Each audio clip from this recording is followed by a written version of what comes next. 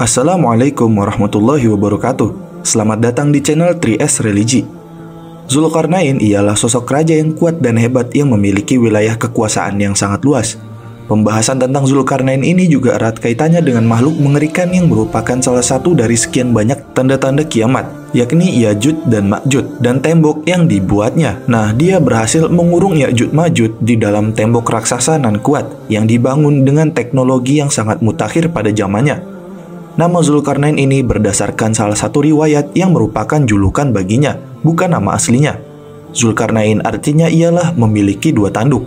Adapun yang dimaksud dengan dua tanduk ialah kekuasaan yang meliputi bumi bagian barat dan timur. Jadi Zulkarnain ialah seorang raja yang memiliki kekuasaan yang meliputi bagian barat dan timur yang telah dilewatinya dalam perjalanan. Namun yang tak kalah menariknya tatkala membahas Zulkarnain ialah perihal tentang Ya'juj dan Ma'juj dan tembok yang telah dibuatnya. Nah, maka dari itu pada pembahasan kali ini kita akan membahas kisah Zulkarnain dan kaitannya dengan Ya'juj Ma'juj serta tembok yang dibuatnya. Sebelum kalian melanjutkan video ini, ada bagusnya jika kalian klik tombol subscribe dan nyalakan notifikasinya agar kalian mendapat info terbaru dari video kami. Dalam Islam, Ya'juj dan Ma'juj merupakan sebuah bangsa keturunan anak Adam. Kemunculan mereka menjadi salah satu tanda semakin dekatnya hari kiamat. Ya'juj dan Ma'juj ini dikisahkan sebagai bangsa yang beringas, barbar, dan sangat kejam. Dalam sejarahnya, mereka diketahui telah berbuat kerusakan di muka bumi. Ya'juj Ma'juj membunuh semua orang selain bangsanya yang ditemuinya. Selain itu, tindakan dan perilaku mereka pun tidak tampak seperti pada manusia umumnya. Lalu setelahnya, mereka bertemu dengan Zulkarnain. Nah, Zulkarnain sendiri akhirnya membuat sebuah penghalang berupa tembok yang dibuat dari besi dan tembaga cair untuk mengurung mereka hingga hari kiamat tiba. Nah, lantas dari hal ini, siapakah sebenarnya Raja Zulkarnain ini? Jika dikutip dari laman Saudi Expat, para orang-orang barat menganggap Zulkarnain ini sebagai Great Alexander, yang mana dia telah membuat sebuah kelompok besar bernama Gates of Alexander untuk mengurung Gog-Magog. Namun di sisi lain, sejarawan Muslim Ibnu Katsir dalam kitabnya Al-Bidayah Nihayah menyatakan bahwa Zulkarnain adalah nama seseorang yang merupakan raja yang soleh, dan karena ketakwaannya ia selalu mengajak orang untuk beribadah kepada Allah Ta'ala. Tapi sebenarnya para ulama berbeda pendapat tentang nama aslinya. Dan sebenarnya dinamakan Zulkarnain ini karena dia telah mencapai daerah timur dan barat, yaitu daerah muncul dan terbenamnya tanduk setan. Dan ada juga yang mengatakan tidak demikian. Nah, yang mana menganggap bahwa dia, Zulkarnain, adalah seorang hamba yang beriman dan juga soleh. Dan dia bukan Zulkarnain al-Iskandari al-Makduni al-Misiri yang kafir. Dia datang lebih akhir setelah Zulkarnain yang diungkapkan dalam Al-Quran. Dan jarak waktu Zulkarnain yang kafir ini di antara keduanya lebih dari 2000 tahun. Dan dalam Islam sendiri, Zulkarnain juga dikatakan sebagai Sirus Agung. Gelar tersebut cukup terkenal di Arab sebelum kedatangan Islam. Nah, Zulkarnain sendiri dijuluki dia yang bertanduk dua. Adapun dimaksud dengan dua tanduk ialah kekuasaannya yang meliputi bumi bagian barat dan timur, yang mana yaitu daerah muncul dan terbenamnya tanduk setan. Jadi Zulkarnain ialah seorang raja yang memiliki kekuasaan yang meliputi bumi bagian barat dan timur.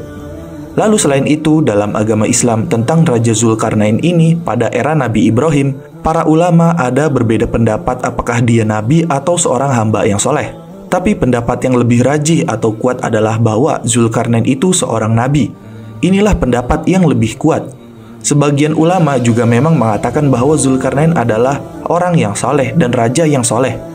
Namun zahir dari ayat-ayat Al-Quran Al-Karim menunjukkan bahwa ia memiliki ciri-ciri seorang nabi. Oleh karena itu Allah Jalla wa'ala berfirman dalam Al-Kahfi 83-84. Mereka akan bertanya kepadamu, Muhammad, tentang Zulkarnain. Katakanlah, aku akan bacakan kepadamu cerita tentangnya. Sesungguhnya kami telah memberi kekuasaan kepadanya di muka bumi, dan kami telah memberikan kepadanya jalan untuk mencapai segala sesuatu. Nah, dari sini hingga akhir kisahnya, maka zahir konteks ayat-ayat tersebut menunjukkan bahwa ia adalah seorang nabi yang menerima perintah-perintah dari Allah Azza wa Jalla. Namun terlepas dari khilaf para kalangan ulama tentang gelar Zulkarnain yang menjadi nabi atau tidak, yang jelas dia adalah seorang raja yang memiliki kekuasaan luar biasa, seperti yang diterangkan dalam surat Al-Kahfi ayat 83-84. Dan itulah mengapa Raja Zulkarnain ini memiliki kekuasaan yang luar biasa. Lalu di sisi lain, karena Zulkarnain raja yang adil, ketika Allah serahkan kewenangan kepadanya untuk berbuat yang dia suka kepada rakyatnya, seperti pada surat Al-Kahfi, Zulkarnain tak berbuat sewenang-wenang. Dan karena dia raja yang adil, dia hanya memberi hukuman untuk orang yang zalim dan memberi ganjaran kebaikan untuk yang baik. Selain itu, Zulkarnain juga adalah seorang yang tulus.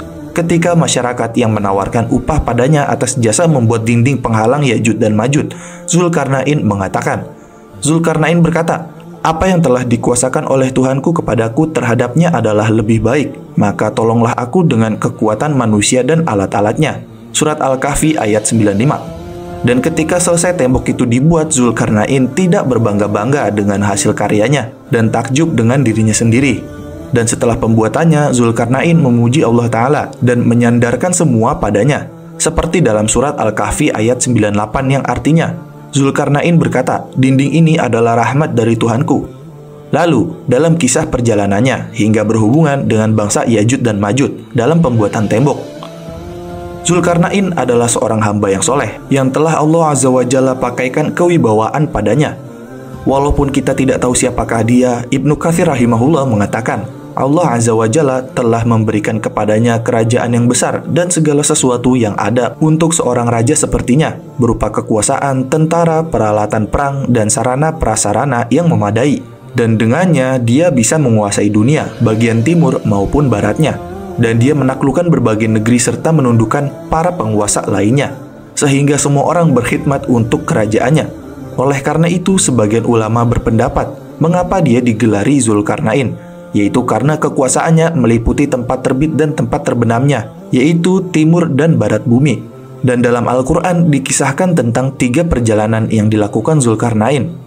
Pada setiap perjalanannya ada ibrah atau pelajaran baginya, dan perjalanannya ini dituliskan dalam firman Allah surat Al-Kahfi ayat 85-86, yang artinya, maka dia pun menempuh suatu jalan hingga apabila dia telah sampai ke tempat terbenam matahari, dia melihat matahari terbenam di dalam laut yang berlumpur hitam, dan dia mendapati di situ segolongan umat, serta surat Al-Kahfi ayat 89-91, yang artinya, kemudian dia menempuh jalan yang lain hingga apabila dia telah sampai ke tempat terbit matahari sebelah timur, dia mendapati matahari itu menyinari segolongan umat yang kami tidak menjadikan bagi mereka suatu yang melindunginya dari cahaya matahari itu. Demikianlah sesungguhnya ilmu kami meliputi segala apa yang ada padanya.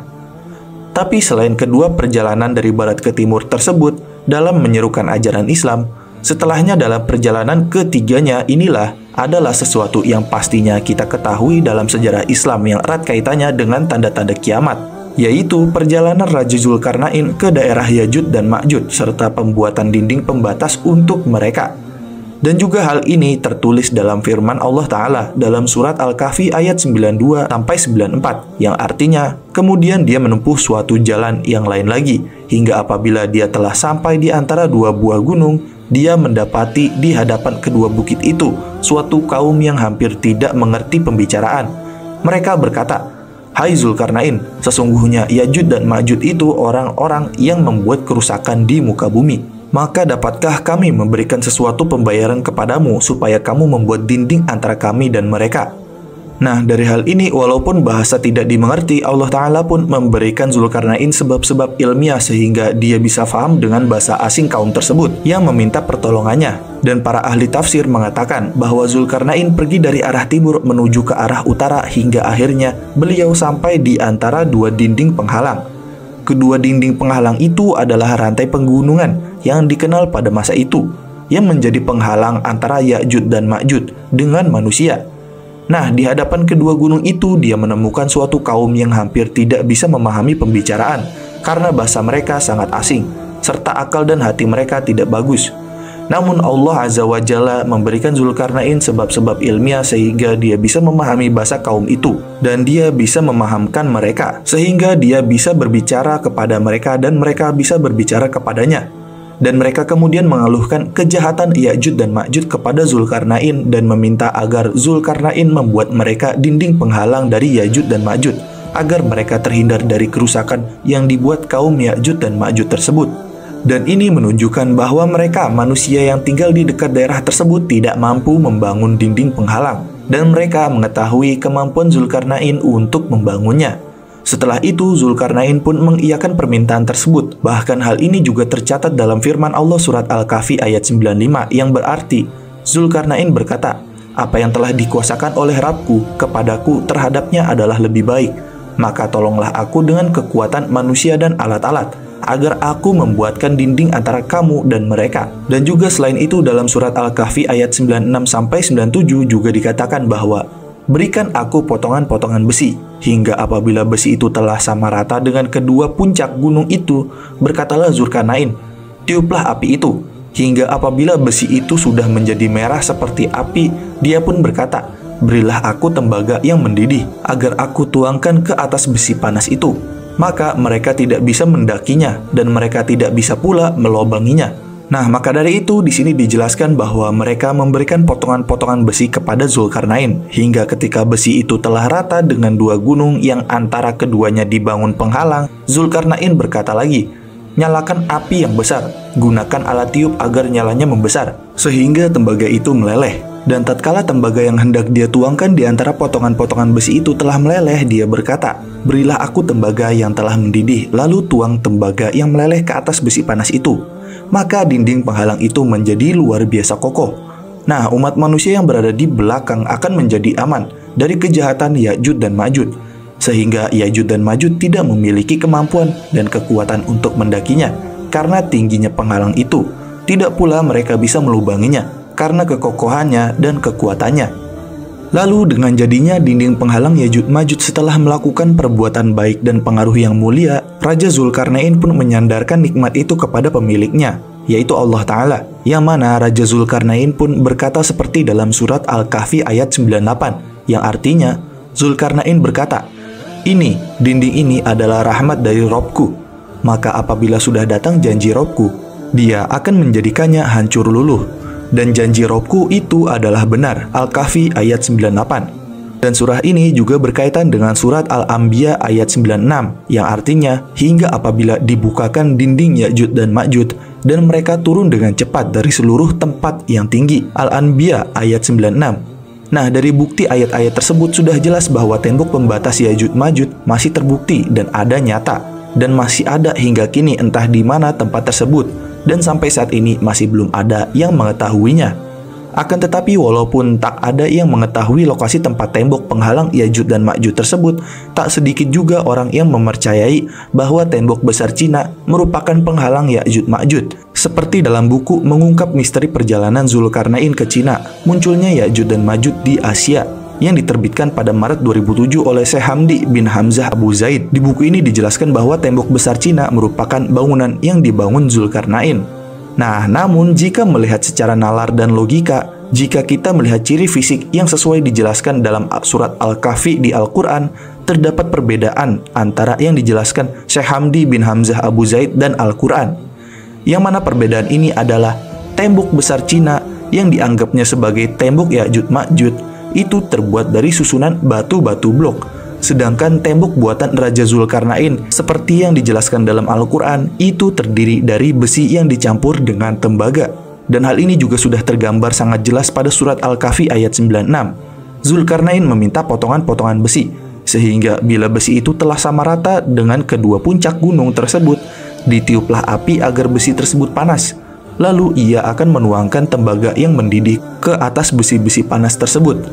Nah, di ayat-ayat selanjutnya tergambar bangsa Ya'juj dan Ma'juj yang tidak bisa menaiki tembok tersebut bahkan untuk sekedar melubanginya, kecuali bila janji Allah sudah tiba. Dan dari sini sudah jelas bahwa dari teori-teori yang muncul jika tembok Cina adalah penghalang yang dibuat Raja Zulkarnain itu sesungguhnya keliru. Lalu untuk penjelasan kaum Ya'juj Ma'juj sendiri, di antara tanda akhir zaman dan menunjukkan kejadian besar menjelang hari kiamat adalah munculnya kaum Ya'juj dan Ma'juj. Kaum ini punya sifat perusak dan jumlahnya amat sangat banyak.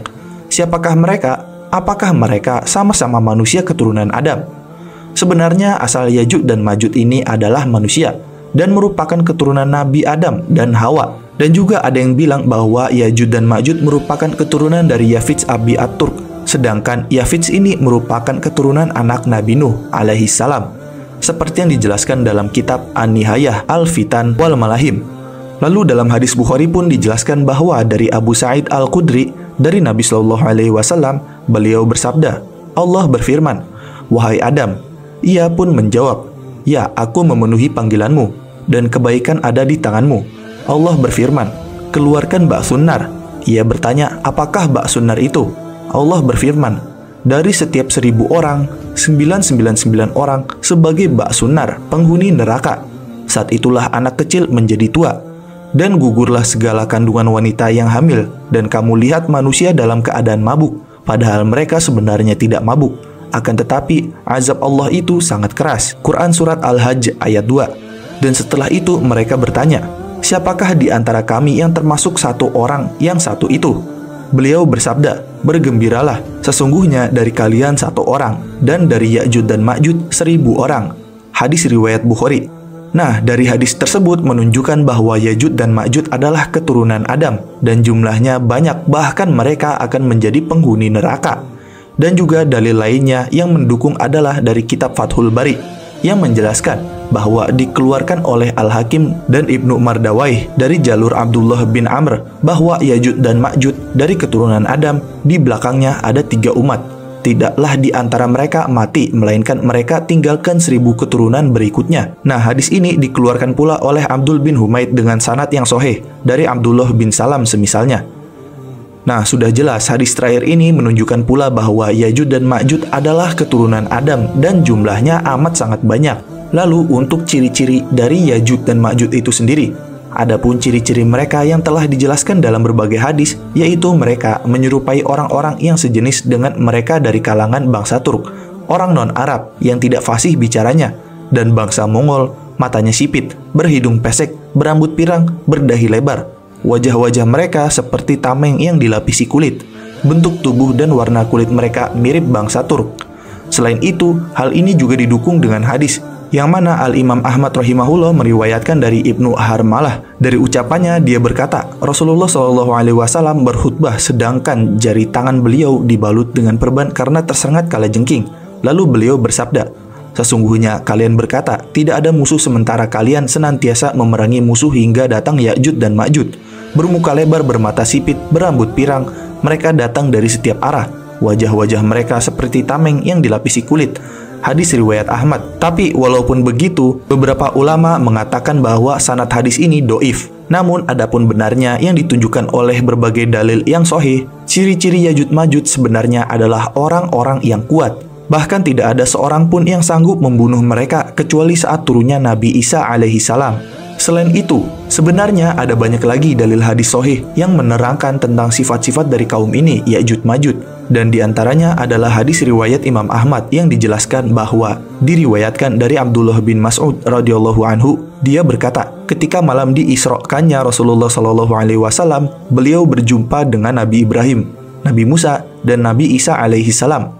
Lalu mereka membicarakan tentang kiamat, hingga beliau bersabda. Maka mereka mengembalikan pembicaraan kepada Nabi Isa. Lalu beliau, Nabi Isa, menyebutkan terbunuhnya Dajjal. Kemudian berkata, selanjutnya manusia kembali ke negeri-negeri mereka. Lalu dihadang oleh Ya'juj dan Ma'juj yang berdatangan dengan cepat dari setiap tempat yang tinggi. Mereka tidak akan melewati air kecuali meminumnya, tidak juga melewati sesuatu kecuali menghancurkannya. Kemudian mereka, para sahabat Isa, meminta pertolongan kepadaku. Lalu aku berdoa kepada Allah Ta'ala, maka Allah membinasakannya. Selanjutnya bumi menjadi bau karena bangkai mereka. Kemudian mereka, para sahabat Isa, memohon kepadaku. Lalu aku berdoa kepada Allah. Akhirnya Allah mengirimkan hujan dari langit yang membawa dan melemparkan jasad-jasad mereka ke lautan. Dan juga hadis riwayat Tirmizi menjelaskan tentang kelakuan Ya'juj dan Ma'juj ini saat kemunculannya dan berkeliarannya di muka bumi, yang mana diriwayatkan dari Abu Hurairah radhiyallahu anhu dari Nabi SAW. Lalu beliau menuturkan hadis di dalamnya terdapat ungkapan, dan mereka keluar menuju manusia. Maka mereka mengambil air dan manusia lari menjauhi mereka. Mereka melemparkan panah-panah mereka ke langit. Lalu panah-panah tersebut kembali dengan penuh darah. Mereka berkata, kita telah mengalahkan penghuni bumi dan telah mengungguli kekuatan dan ketinggian orang-orang yang ada di langit. Lalu beliau bersabda, lalu Allah Azza wa Jalla mengutus ulat-ulat di leher mereka. Beliau bersabda, Allah menghancurkan mereka demi Rob yang jiwa Muhammad berada di tangannya.